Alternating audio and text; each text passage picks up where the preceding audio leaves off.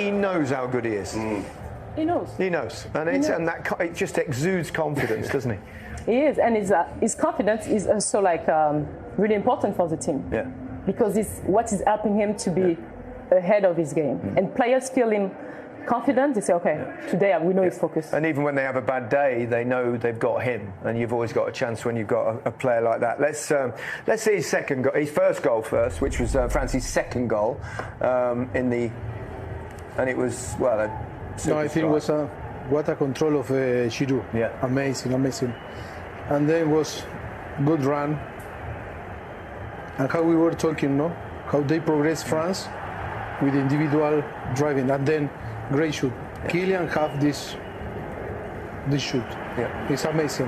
Is he someone that works on his shooting like this? He work a lot. He loves to work in this type of position, all diagonals to shoot in left and right. Chesney's position here?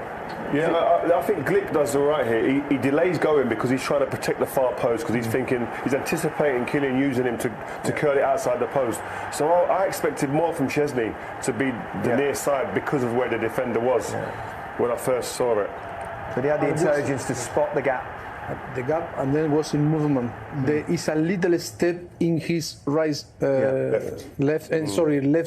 side, and that cannot react after when the shoot's coming, and was a great shoot from Kylian. Well, his first goal was good. His second goal maybe even better, Laura. Yeah, really impressive. I mean, he's still zoning. We saw it during the second half. He's like more like kind of a central forward, but he's still like we kind of forget about him, but he's still not far from the action, following Thuram, whipping, and then, as I said to Rio, it's like a Thierry goal. Yeah. And you know what? That first touch to take it away from the defender and let it run across his body just opens and gives him the opportunity to shoot. Without that awareness of the player, using the player and the touch, he doesn't even get to just this shot off. And then from when he gets the shot off, it's an absolute rocket. Strikes it so sweet. Oh, beautiful. Beautiful. As defender, we feel like we still have time, but when you are in the box, you have to stick to the player. Fair enough. He's training a lot. I don't say this every single day, but few days a week is maybe 100 shoot in this position every week. Oh, well, there he is. Kylian Mbappe is the top scorer in the tournament with 5 goals, you just saw. He's also got 2 assists, so when you factor that in, you have to get to at least 6 to have any chance of beating him. His overall display as well, he just lights the place up when he gets the ball, doesn't he? Like the great players do.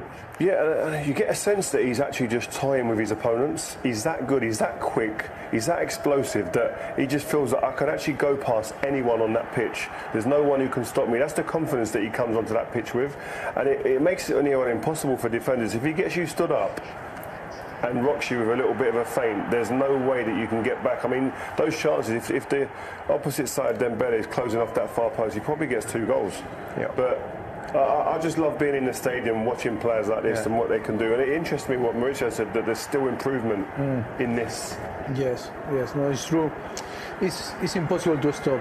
The quality, the capacity to accelerate, and then the technique is so good. It's so good.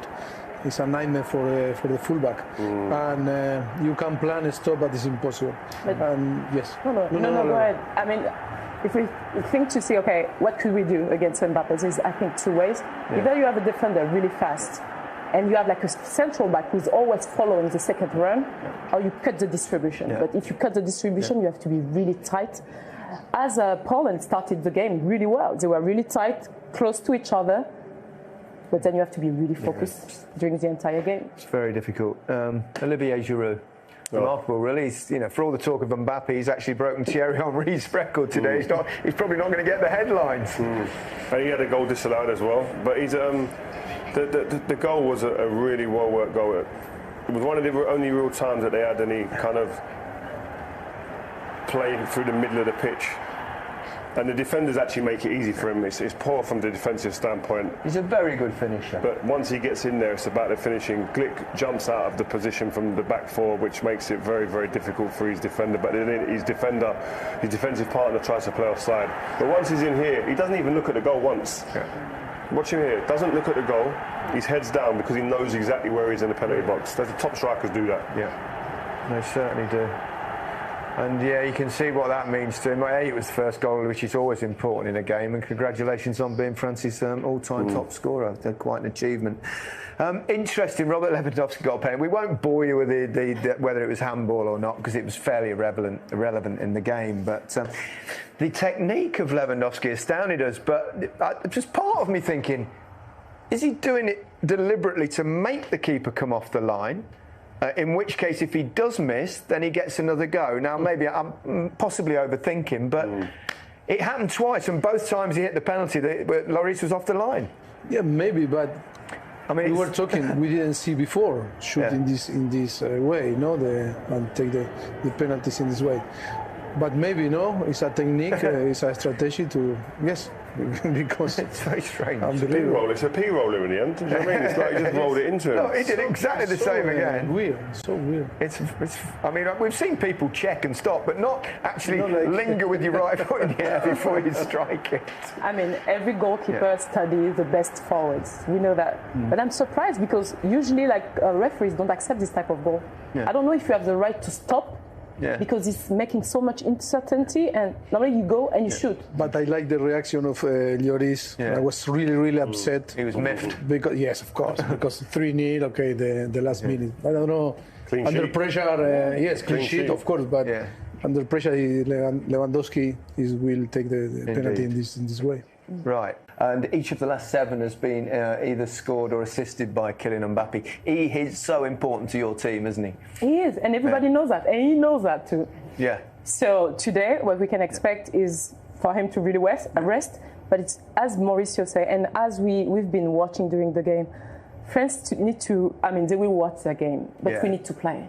If we want to go further, it's not just focusing on Kylian to be in shape. But as a team, we have players who know how to play. We need the Rabiot, we need the Tchouaméni to give this ball to build the game. We need more rhythm inside the game. So you're still, even despite winning comfortably, you're still a little bit apprehensive, a little bit nervous about the next rounds. I mean, if England or Senegal is going through, they saw the game.